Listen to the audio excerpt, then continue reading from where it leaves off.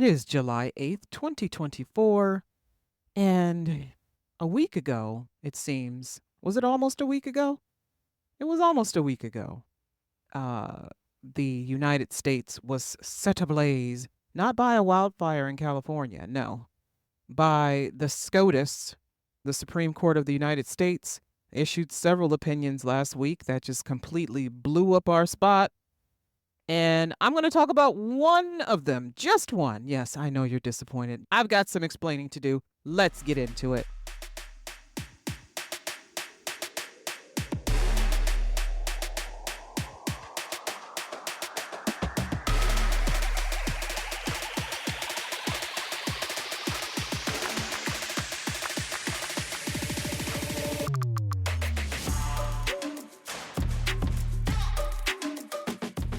Hey there, Allians and new listeners. Welcome back for another episode of Ayana Explains It All, the podcast that bridges the gap between current events and human behavior. I am your Black Muslim lady lawyer, host Ayana R. Fakir. I am a practicing attorney in the state of Ohio, and I'm happy to announce this week that I have a brand partnership with The League. If you go to our show's Instagram page, you will find a partnership video that I did with the League about the Ohio Supreme Court.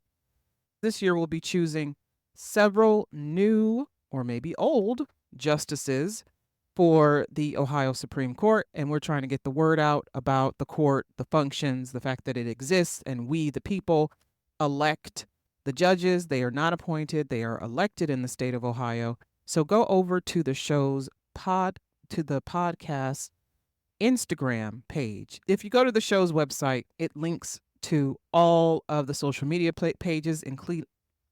So if you go to the show's website, www.ayanaexplainsitall.com, that's the show's website, that's AYANA explainsitall.com, you will be able to link to the show's social media, TikTok, Facebook, Twitter, and Instagram. The show is Ayana _explains_it_all on Instagram. I know that's a lot, but that's how I had to do it. Ayana Explains It All, as I said before, is a podcast that bridges the gap between current events and human behavior, so you can find out why people are acting the way that they're acting and how their behavior affects different things: mental health, public policy, technology, the environment, or how those things affect us. Yes. Share this podcast with a friend. Share it with a friend or a family member or a loved one who you think might enjoy my perspective on current events in the news or human behavior. I talk about a lot of things. I'm a public service attorney. I serve the public. I've been doing that for, oh gosh, what year is this? It's been 20 years. Has it been 20 years? Yeesh. No, it's been 19 years. It's been 19 years. It's been a long time, man. It's been a long time. And I love it. I love the work that I do. I love this podcast. So if you could please share it with a friend or go to the show's website and give me a like, a subscribe, a share, a review. Let me know that you're listening and whether you liked it or not. Hey, if you don't like it, that's fine. That is fine. Yes. If you love it, if you like it, that is also fine. I welcome all opinions. I have a couple of different people who listen to this show regularly who love giving me their opinion on the show, and I love hearing it. I love the feedback. I love having feedback. It makes me a better podcaster. It makes my show a better show. This is a one-woman program. One person, one human program. I'm doing this all from my home office in the Northeast Ohio suburbs of Cleveland. So again, www.ayanaexplainsitall.com for all things podcasts, and let me know what you think. This week, I know last episode I was quite upset. I went back and I listened to that episode and I was like, dang, girl, you didn't have nothing but fire for them people. Yes, exactly. Fire, fire, fire, fire, fire. Let me tell y'all something. There's so much going on in this country, in the United States, that it's hard to, I don't know, you want to focus on other things, but you can't because there's so much going haywire, weird. There's so many weird things happening, like people doing weird things and saying weird things that you never people you never expected to say and do these things. Like, people are talking about President Biden's age as a factor in whether he is competent to govern the United States. And the ageism and the ableist attitudes is so disgusting from people I respected. People saying that an old, I use quotes, person should not be president of the United States, or a person who maybe has a disability, or maybe has something different about them, like President Biden stutters. Hell, I stutter, okay? Does that mean that I shouldn't be doing what I'm doing? But apparently it means that he shouldn't be doing what he's doing. People who are different than the norm, like I have ADHD, so I'm neuro spicy, as they like to call it. Does that mean that I should not be doing any of the things that I'm doing because I have a different kind of brain? There's always these classifications that we have for people, these boxes that we put people in based on how we feel about what they are. And we do this not just to elderly people or people who have a disability, but we also do this to homeless people. Yes, you like that segue? Homeless people. Last week, the Federalist Society, why do I keep making this mistake? It's not the Federalist Society. It's the U.S. Supreme Court. Womp womp, if you get that joke. But they issued a 6-3 opinion in this Grants Pass case, Grants Pass versus Johnson. And it was an opinion in favor of the city of Grants Pass, Oregon, which was giving criminal citations to people for sleeping in public. They're not the only city to do this. This has been happening for years and years and years all over the country. But a group of people got together and said, okay, this is a violation of the Eighth Amendment to the U.S. Constitution against cruel and unusual punishment. Like, it's cruel and it's unusual to cite someone for sleeping in public, for camping in public.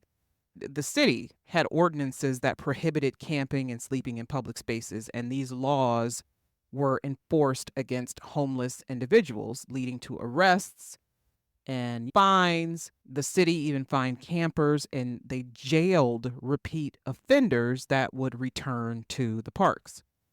Several homeless individuals challenged these ordinances, arguing that they had no choice but to sleep in public spaces due to the lack of available shelter. Now, there are shelters in Grants Pass. I researched this to find out what resources would be available for someone who's homeless in Grants Pass.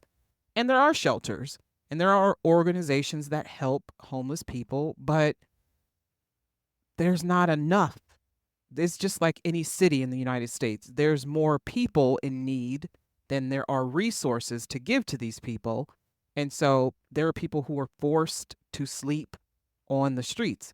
But then there are also people who, for them, these shelters do not work because they may have rules that, some people are like, fuck it, I don't do rules. I want to play by my own rules. I want to live my own way, do my own thing. And if you're addicted to substances, you can't drink alcohol, you can't do drugs in these shelters, and some people are still not ready to give up that substance, or they just don't want to be confined to these places where they have to check in and they have to check out and they have to do chores. At some of these places, they make you do chores. They make you if it's a religious organization, they make you go to church and they make you do this religious service, and maybe you don't want to do that. It's usually Christian organizations. Maybe you're not Christian. You don't want to be involved. Maybe you just want help and you don't want to have to do things to get help.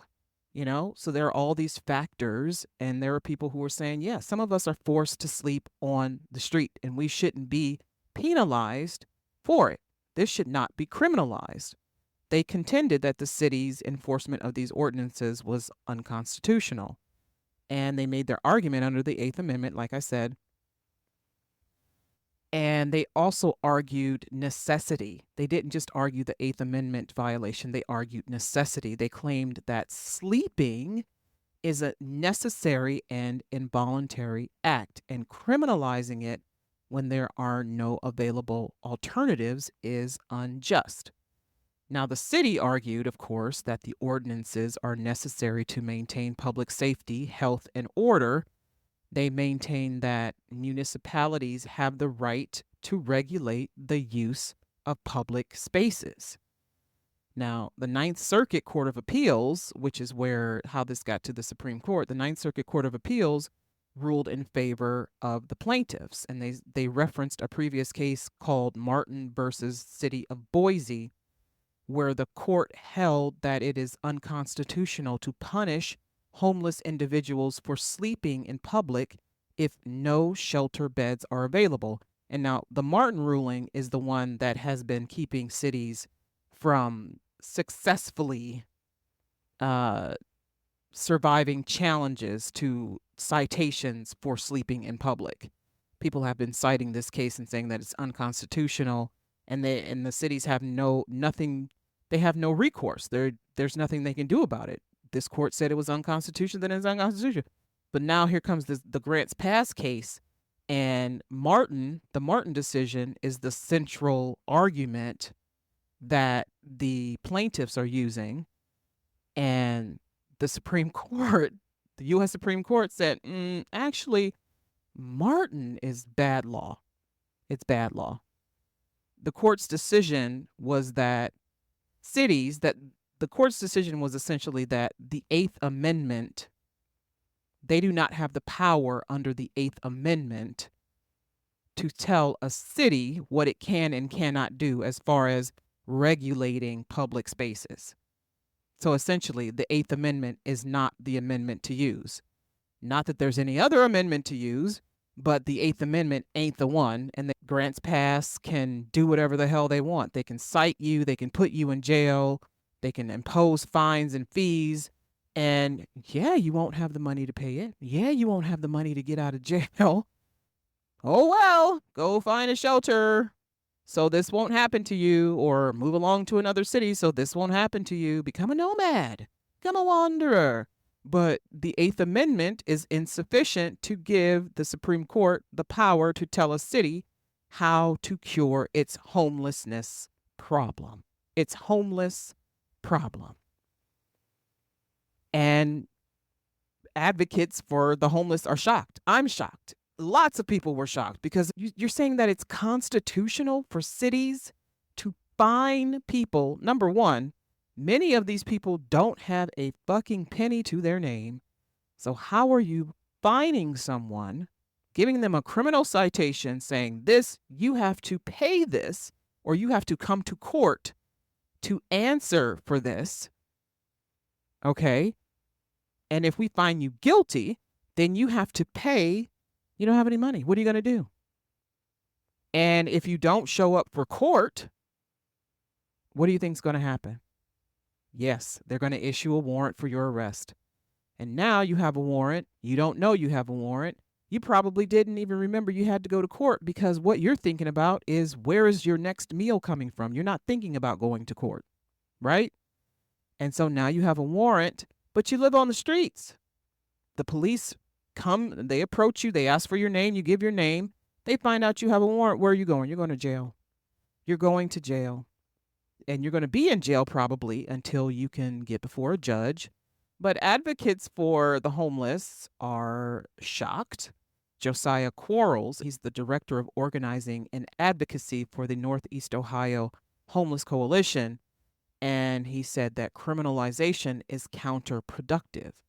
Arrests, fines, jail time, and criminal records make it more difficult for individuals experiencing homelessness to access affordable housing, health services, and employment necessary to exit homelessness. Policymakers should instead work with urgency to scale up proven solutions, starting with greater investments in affordable housing and supportive services. Now, he says affordable housing because affordable housing is actually one of the latest and newest, and within the last 4 years, causes of the rise in homelessness in the United States. And I'll talk about that later. But what cities hoped to achieve with these ordinances, we know, as pointed out by the Supreme Court, is to force people to accept help offered by shelters. Force them off the street into shelters because, I mean, homeless people, they're dangerous, right? They're dangerous. They're all criminals. They're all drug addicts. All you see when you walk down the street are needles and crack pipes. And, kids want to play at the playground, but they can't because there are homeless people sleeping on the playground equipment. And people want to stand on the sidewalk, but they can't because there's a homeless person camped there. And people want to sit at the bus stop, but they can't because there's a homeless person sleeping there. And my very first time and only time I have been to Washington, D.C., this was in, I want to say it was 2016, because it was just before, was it just before? Yeah, just before President Obama left office. I was in Washington, D.C., and I was taken aback by the number of people sleeping, living on the streets right outside of the White House, right outside of, the Lincoln Memorial and the US Capitol. People sleeping outside of embassies and outside of restaurants. And I know people who live and work there, that's completely normal for them to see that. But for me, it was jarring because I don't see that where I live. I mean, there are homeless people where I live, but there's also so many resources available that you don't really see a large number unless you go to downtown Cleveland. That's where you will see the most. That's where it has actually increased. These encampments and things have increased, and that's where you will see it the most. But for the most part, on the suburban streets, you don't see it. I don't see it because police, social workers, mental health advocates, they will come and, they'll offer services to people. And for the most part, people take them. If you go to the library, people hang out at the library because there's AC, there's heat, there's Wi-Fi, there's books. You can spend time there during the day. I mean, but what I saw in DC was like, wow, it was so jarring to me that I never wanted to go back to DC because all I kept thinking was there are these big, beautiful buildings that our tax dollars are paying for, all of these memorials and monuments, all of this money, all of these tourist dollars coming into this area. Yet they have people sleeping, camping, living on the streets. And I know that people make a series of bad decisions over years and months that eventually lead to homelessness. It's not just people are just homeless. There's sometimes a series of bad decisions that people make and they end up homeless, and getting to shelter, getting back to having a home is sometimes daunting because it means that you have to clean up.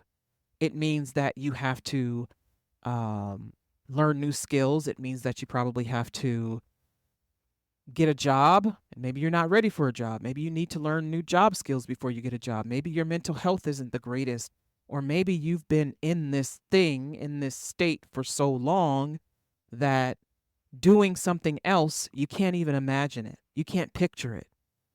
This is their routine. They know how to survive and live on the streets. Every person is different. Every situation is different, obviously. So we can't paint this with a broad brush. But all over the country, there are these little communities springing up of housing developments for homeless people to get them from being unsheltered to sheltered. And is this something that can be done in DC? I don't know. It's worth exploring. So yeah, that was that I don't even it's not like I hadn't seen a homeless person before. Of course I had. I worked in downtown Cleveland for a number of years. But it was just like, damn, that's the White House. And then you got people just the dichotomy. Is that the word? Dichotomy?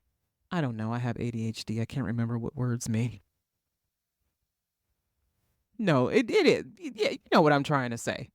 The difference, the stark difference. So, getting back to my point, what cities hope to achieve with these ordinances is to force people to accept help. And not everybody wants help. According to the federal government, however, homelessness in this country has reached its highest levels since the government began reporting data on the subject in 2007. The highest levels. California alone is home to around half of those in this nation living without shelter on any given night. And each of the 5 states with the highest rates of unsheltered homelessness in the country are California, Oregon, Hawaii, Arizona, and Nevada. And these were stats cited by the SCOTUS in their grants pass decision. And what do these states have in common, though, right? California and Oregon, national disasters, fires, floods. Hawaii is racked by fires, flooding. Arizona, fires. Nevada, fires. Heat, fires. Places where there are natural disasters, there's a lot of homelessness. A lot. But California has the most people. It also has some of the highest costs of living. It also has an issue where a lot of people cannot afford to live in the same city where they work because, again, housing affordability is an issue. Not only housing affordability, but a living wage. People, before they passed the $15 minimum wage law, people were making $5 an hour. People were making $2 an hour plus tips. And you can't rent an apartment if you're making $2 an hour plus tips. You would have to live with someone. You would have to double up and triple up. And I remember reading stories about people who were living in the garage of their home and then renting out their home to other people just so they could make money. And then there are people who are just sleeping and living in their cars because they cannot afford housing. There's a city in California. I can't remember the name of the city. Look at me. I can't remember the name of the city. I can't remember the name of it. But they're building a community just for teachers to live in. Just for teachers to live in. To support their teaching community. And it was just for teachers and their families. And a lot of people are like, well, they could just make housing affordable. Yes, they could. They could just write a big ass check for $30 billion and wipe out homelessness altogether. Is that going to happen? No. Are these housing prices coming down despite consumers complaining every single day? No. We've been complaining for several years. Are the prices coming down? No, they're going up. So woulda, coulda, shoulda. Hell, this is what we're doing. We know who's behind a lot of the housing prices going up. It's big corporations, it's hedge funds, it's overseas investors who don't give a fuck. They don't care about homeless people. They don't care about affordability of housing. They don't care about your little problems, your little social problems. They don't care if you're poor. They only care about profits, profits, profits, profits, profits, profits. They care about successful investments. They don't give a damn about your complaints. They don't care. You're preaching to a bunch of people who are making billions of dollars every year, who are making hundreds of millions of dollars every year. They could buy the entire street that you live on and clear everybody out. They do not care. We have to work around them. Putting pressure on them is not working. We have to work around them. And these are some of the solutions that people are coming up with. Could there be better solutions? Absolutely. But for now, this is one of the solutions that people are coming up with. You have to support the community. You have to support it. Otherwise, it's going to fall apart. Homelessness is actually a result of communities falling apart. Yeah, it is. The breakdown in familial ties, the lack of educational opportunities in a community, the lack of job opportunities in a community, and yes, the lack of affordable housing in a community, food deserts. All of these things are contributing to not just homelessness, but the continuation of homelessness.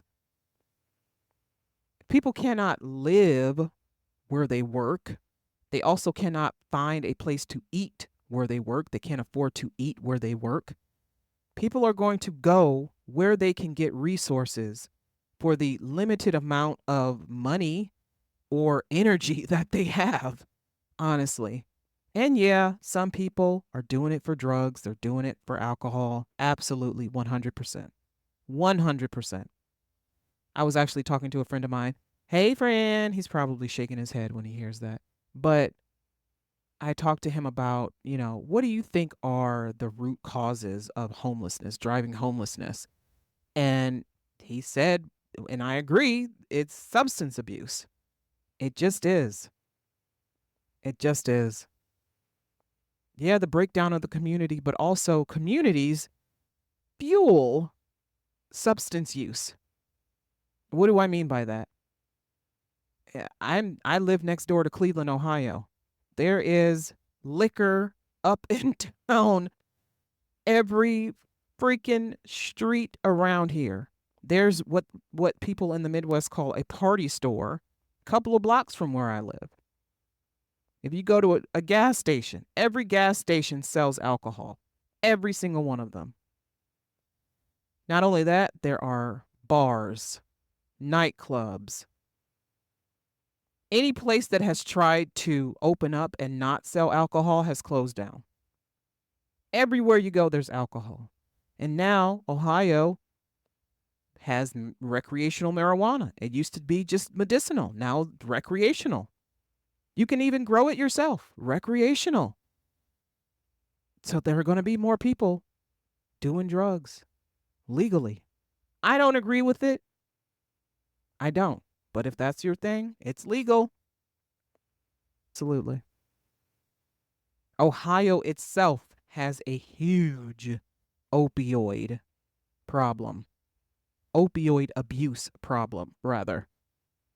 There are pockets of the state of Ohio where, my God, at least one person in every household has an opioid addiction. It's awful. It's awful.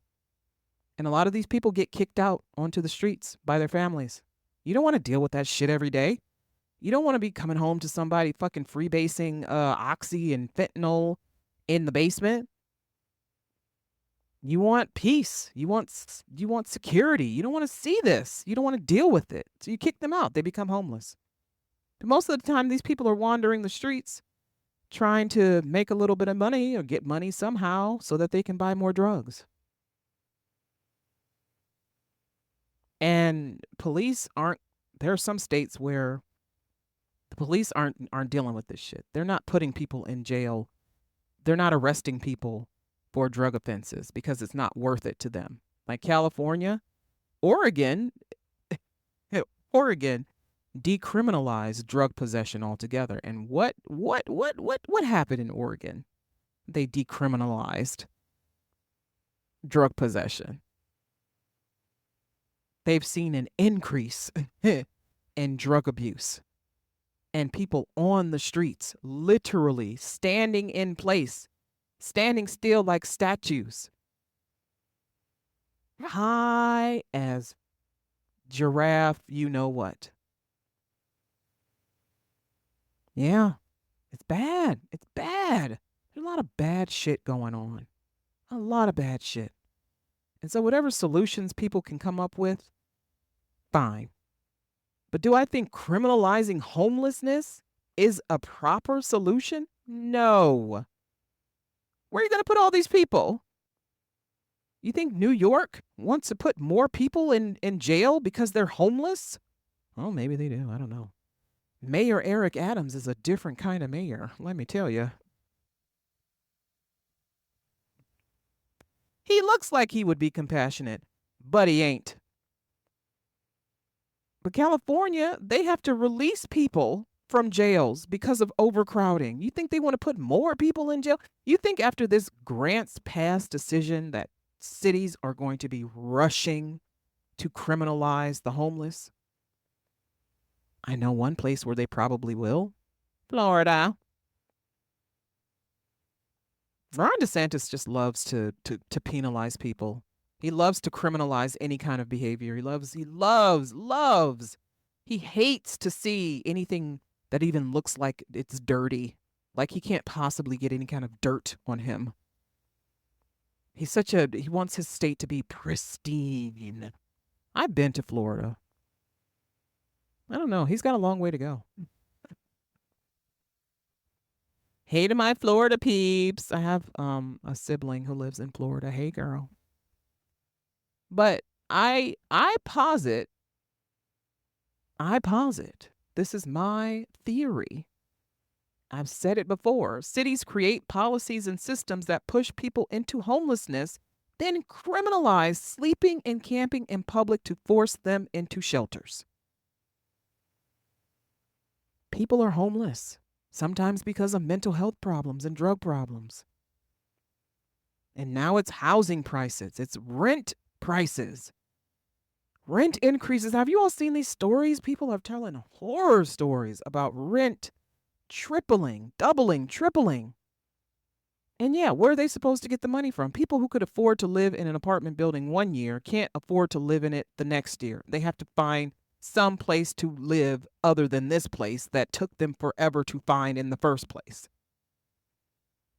Now they have to find some other place that's probably in an undesirable neighborhood, but the rent is reasonable. I read an article, an editorial someone did on the Grants Pass case in the New York Post, I believe. And she was just complaining about, oh, there's so much homelessness in New York and there are drug needles everywhere. And nobody wants to look at that. And it's like, lady, I'm sure there are drug needles behind closed doors too. You think people are only doing drugs outside? You think homeless people are the only ones doing drugs? No, my dear. No, not in New York City, not in any city. But it's just people associate homelessness with dirty, undesirable, unwanted, unclean, begging. And quiet as it's kept, many people feel like cities and towns, states should not have to foot millions of dollars for homeless people. Why can't they find their own house? Why can't they find their own shelter?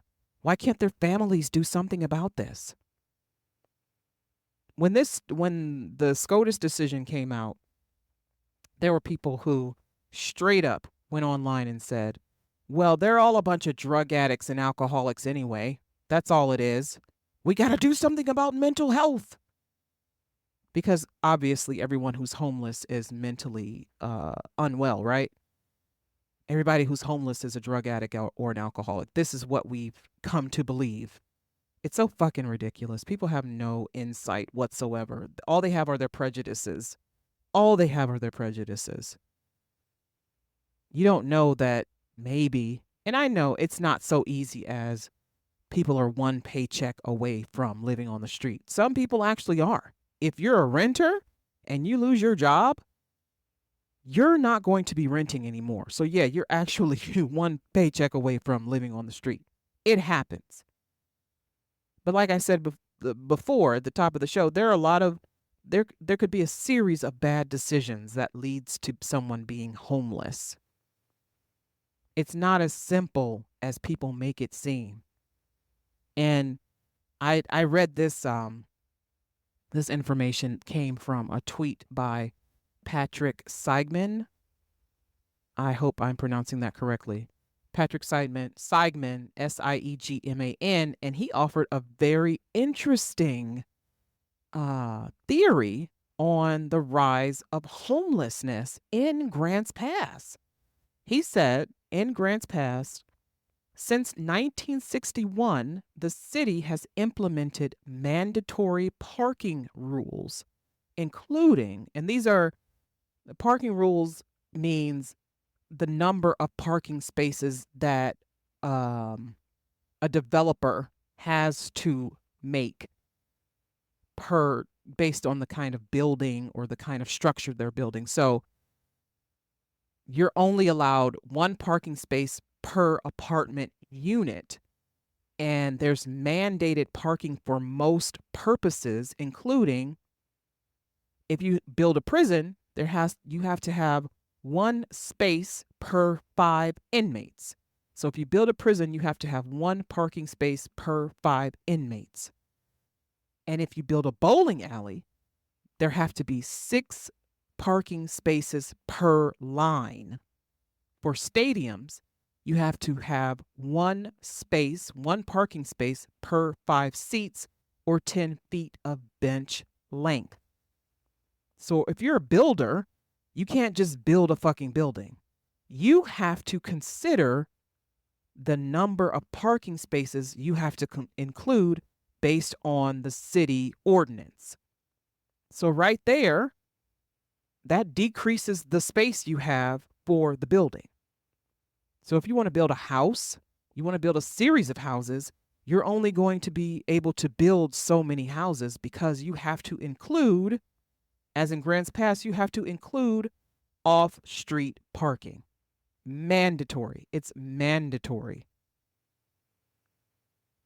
Well, at least it was until 2022, when Oregon adopted a new rule that requires local jurisdictions to remove or sharply reduce minimum parking mandates.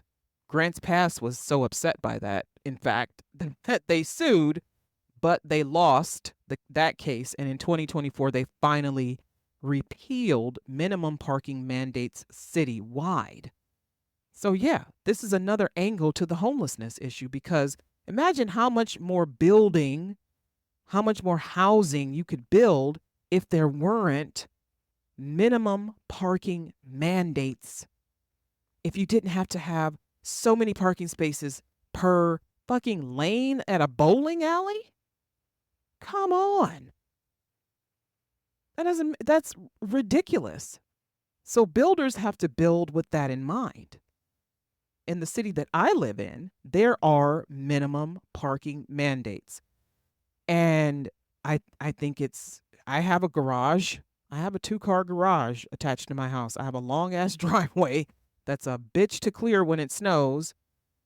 But in my city, 2 garage spaces are required per single family home, and 2 parking spaces per unit of a multifamily home with 1.5 spaces to be enclosed. A 3-car garage and 1 open air space on a parking pad are required. Think about the amount of space that gets used just by parking garages alone and parking spaces alone.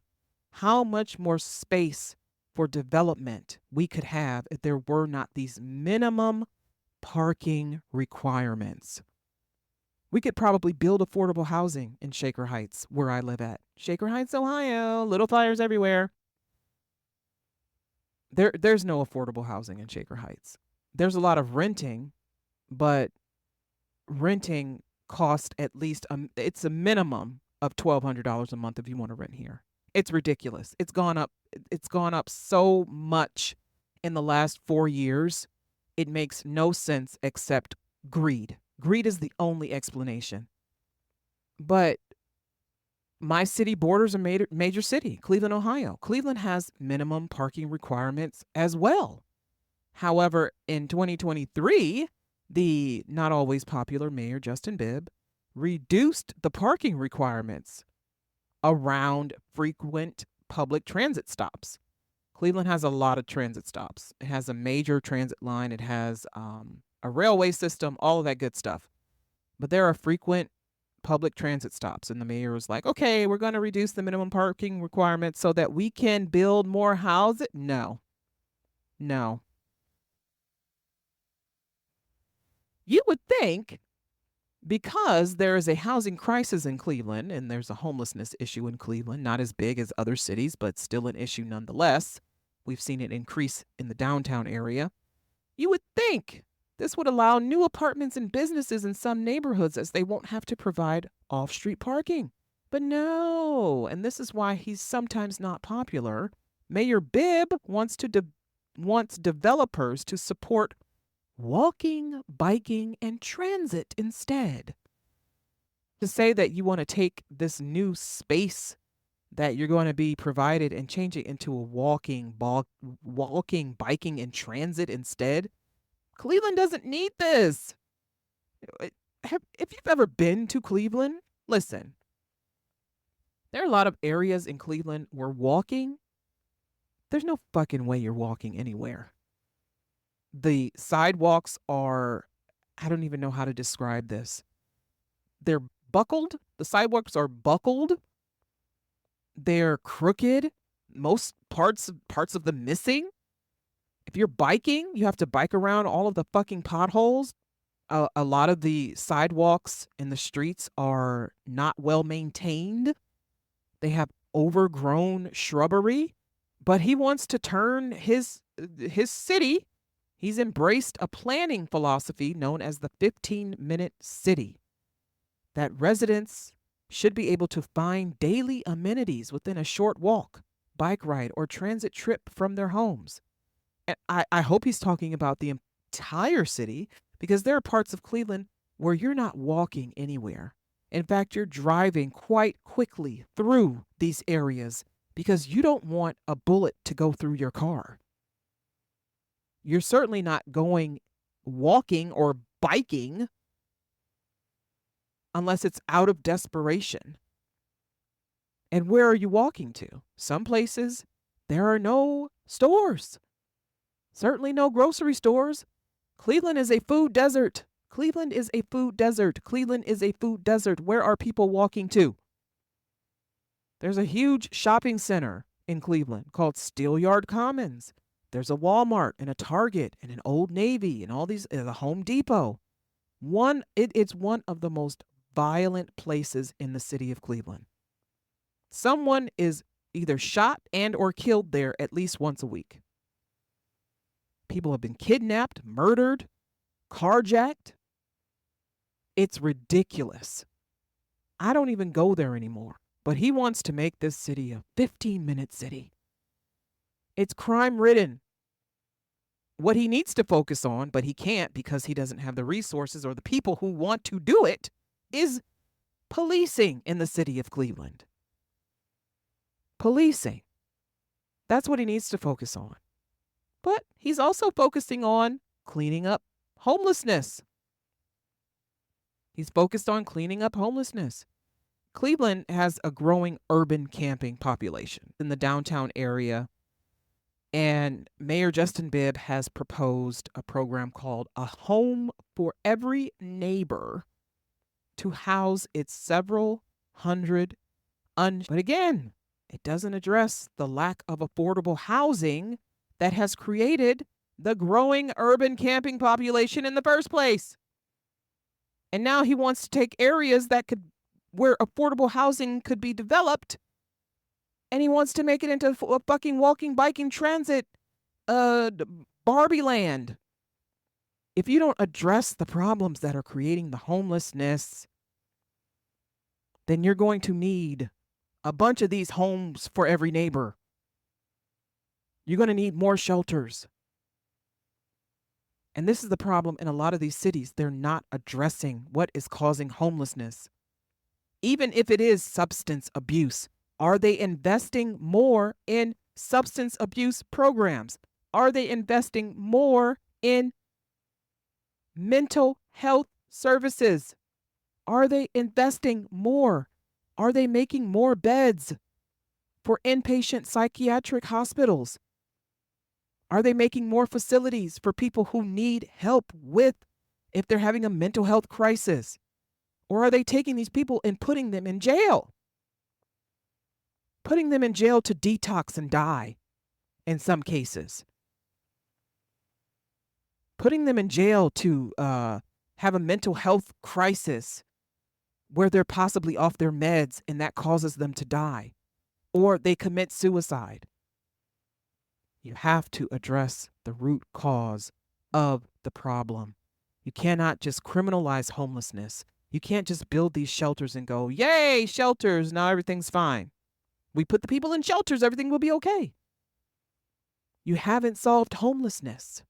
How is everything okay? These anti-camping laws, these loitering and trespassing laws, public ordinances, they have the sole purpose is to sweep the streets of people we don't want to look at, right? We don't want to see homeless people.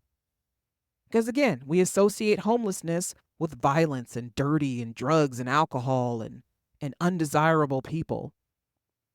There's this show on Netflix, and it was okay. It was okay. It stars Benedict Cumberbatch, and it's called Eric.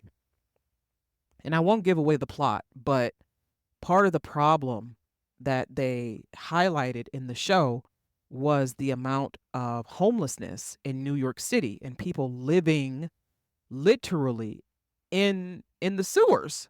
People were living in the sewers. They had little encampments in the sewers, and the city officials who were corrupt wanted to get rid of the people. And I mean, this happens. I don't know if this still happens, but it happens. But they wanted to sweep, they wanted to clear it. They wanted to show that they were doing something about the homeless problem. Meanwhile, there were organizations who were helping people who probably could have used the money that the cities were using to sweep. Like in California, they take bulldozers and they clean up these camps. They just take people's shit and they bulldoze it and they toss it. And I've seen some people got some pretty interesting setups. Like they're running electricity and they got cable and shit. And they got doors. They go to Home Depot and buy door. It's very clever. It's very clever. Bulldozed. They don't care. They want these people off the streets. It's a nuisance. It's a nuisance. Homelessness is a nuisance. But they don't cure homelessness. They just sweep the homeless people away. Just sweep them. Just take a big old fucking broom and just sweep them away. Where are they going? Oh, I don't know. But the SCOTUS decision means that cities can start more enforcement measures against camps and people sleeping in their cars while insisting they are doing something to end chronic homelessness in their cities. But the question is, how do they humanely enforce these laws? They don't. They do not. They're not. You can't humanely enforce giving someone a ticket because they have nowhere else to sleep. And this is I was going back and forth about whether I wanted to tell this story because it's not really my story to tell, and I don't feel so good about telling this story, but one of the reasons why I'm passionate about when I talk about this is because I encounter people who are homeless in my line of work. I spent a summer working for a government agency that directly dealt with the public, and people would come in every day who were homeless, who needed help. I attended college at the University of Notre Dame, and my first year, and she was also my roommate in my third year, very incredibly sweet young woman from Minnesota. And I was probably one of the first Black people that she ever met and ever had any kind of dealings with because she was from a small town in Minnesota. And it was culture shock for the both of us. Well, not me so much because I had white friends, I had Caucasian friends, but also I grew up in a diverse environment. The Islamic community that I grew up in was diverse. There were, white people, Asians, Africans, et cetera, et cetera. So I was on the speech and debate team in school, and we traveled to all these schools that were mainly white schools with a lot of white people, rather. And so that was cool. I mean, I had never met anybody from Minnesota before, and I got to know her, and she was just her entire life was just so different from mine. And we spend a lot of time talking and learning from each other and supporting each other and helping each other. And she spent her second year abroad, and I didn't go abroad. I couldn't do it. But um when she came back, we did our third year together, and I ended up in a single my fourth year, but we were still thick as thieves, honey. Still friends. She came to her and another friend came to my very first wedding, and they drove all the way to Cleveland, Ohio from South Bend to come to my wedding. And after college, I was kind of mired in this really horrible marriage, and I was going through some things, and we drifted apart. I mean, we still talked to each other. We would write to each other, and she had something really bad happen to her, and I heard from her afterwards, and we wrote to each other a couple of times, and then again lost touch. And I would every once in a while I would Google her name to see if I could, because it was the age of social media by then. And I thought, okay, she's probably on social media. Although I don't know why she would be. She was a very private person, but she's probably on social media, you know? And I Googled her name, and it wasn't a social media handle that came up. And it was shocking. It was shocking. But then again, as I said before, people make a series of decisions that eventually lead to this thing or that thing, and sometimes those decisions you make are bad, and I don't know the reasons for why people do the things that they do. I can only explain it to you, but sometimes the answer is a lot deeper than what I am available to explain, and I can only guess why this happened to her. But um so I thought, wow, that's, I reached out to someone in her family, and I said, just let her know that, hey, I'm here, and I'm doing this, and I'm doing this, and tell her I said hi. And they would be like, okay, we'll let her know. And then a couple of more years go by, and I would Google her name again to see if, you know, anything would come up. I would Facebook her name to see if maybe I could reach out to her and talk to her. And it would just be one not so good thing after another, after another, after another. And just recently I Googled her name again, and I saw that she had been cited for camping.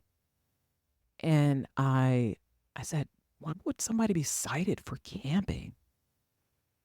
Why? And then I looked up the ordinance, and it was for sleeping in a public park. It was for an encampment. She had been given a ticket for sleeping in a public park. Not only was she given a ticket, but it was something that she had to go to court for. It was something that, they imposed fines for. And I thought, this is fucking ridiculous. This is ridiculous. Because I know how people end up homeless. I know how people stay homeless. And I know how difficult it is to get from being unsheltered to sheltered. And then you put this other weight on them. You put the weight of the criminal justice system on them. People who probably never had any kind of criminal record, or, even criminal records for minor offenses even can create barriers to employment, housing, social services, and that just perpetuates the cycle of homelessness. Why would you do this to people? Why do you do this to people? Because you're mad that they're sleeping outside. Even when there are no shelter beds available, even when there are no resources available to them, you're putting the weight of the criminal justice system on them to punish them for basic survival activities. Basic survival activities. Sleeping, eating. This is no longer just a community issue. This is a human rights issue. This is a human rights issue. This is a violation of the right to dignity and the right to be free from cruel and unusual punishment, in my opinion. Of course, the Supreme Court disagrees. But how is this not cruel? How is this not unusual to criminalize something that's a basic survival activity? You gotta fucking sleep. You got to sleep. You have to sleep. And if you have nowhere with a roof to do that, what are you gonna do? It boggles my mind. Criminalization does not address the root causes of homelessness either. It doesn't. And it can exacerbate public health issues by pushing homeless people into more hidden and unsafe areas. You're making it harder for outreach workers to provide services. Because if people know that if they go to a certain place, that they're going to be ticketed and put in jail, where they're going to be pushed further away from available resources. And all of these law enforcement tactics and court proceedings and incarceration are expensive. They're expensive and often less effective than providing social services and housing solutions. Taxpayer money is often spent on punitive measures against homelessness, against homeless people, rather than on sustainable solutions like support services and affordable housing and shelters that help people transition from homelessness to housing. For instance, in the state of Minnesota, there is a project called the Avivo Village, and it's a first ever indoor community of 100 secure private dwellings or tiny houses that provide shelter and wraparound services to individuals experiencing unsheltered homelessness, and that's from their website. The Avivo Village, AVIVO.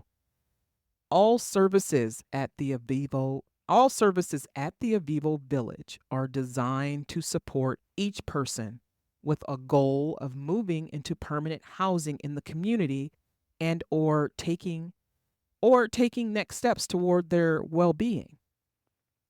And they have outreach teams and other providers working in the county utilizing what they have called the Homeless Management Information System to designate an individual fitting Avivo's target population. And residents stay an average of 100 days. They're given time to decompress, establish goals, connect with services, and plan for permanent housing. They're supported the entire way as they move on to the next best solution as quickly as they would like. And the Avivo Village, as with other shelters, is funded through state, county, and city sources, as well as support from foundations, corporations, and individuals. Grants Pass has a similar project called the Foundry Village. Again, there are resources available, but for people for whom these resources, they can't get to them or they are not appropriate for them, criminalizing their presence on the street just piles on. It is not helpful. It does not help. It does not help. Community-based solutions, supportive services help. Integrated health services, offering comprehensive health care, including mental health and addiction services, case management services, providing personalized support through case managers who help individuals navigate services, job training and employment services, street outreach teams, such as the one that the Avivo Village uses. Homeless resource centers, continuum of care networks, public and private partnerships where cities partner with businesses to provide funding, resources, and employment opportunities for homeless individuals, eviction prevention programs, but also rental assistance programs work, and providing a livable wage for people. This is something that Ohioans balk at things like this because, well, that means that the price of a big Buford is going to go up. These people don't deserve to make $15 an hour. These jobs are supposed to be for teenagers anyway, not for people supporting a family. Yes, these are actual comments that I have read. These are actual comments from actual human beings. I know it sounds like some monster said it. People have no insight. All they have is their prejudice. They have no insight. They have no sense. All they know is, well, I don't want to have to pay an extra $2 for a hamburger. But community-based solutions to homelessness recognize that addressing homelessness requires a comprehensive, collaborative approach that leverages local resources and engages all sectors of the community. Remember, I said this is a community problem. And by focusing on housing, supportive services, prevention, and advocacy, these solutions aim to provide not just temporary relief, but lasting stability and dignity. Dignity for individuals experiencing homelessness. That is what is missing here. People are not being empowered at all. They are being spat on. They are being looked down upon. They are being treated as if they are worthless human beings, as if they are undesirable human beings. And these community-based solutions inject some dignity into these people. And these community-based solutions inject some dignity into individuals experiencing homelessness. Criminalizing homelessness is an ineffective approach to addressing the complex issue of homelessness, and it tends to focus on punitive measures rather than addressing the underlying causes, and it can lead and will lead, and we will see it lead to significant social and economic costs. The more humane and effective strategies involve providing housing and support services that address the root causes of homelessness and help individuals achieve long-term stability and well-being. And this has been Ayana Explains It All, brought to you by Facts, Figures, and Enlightenment. Take care.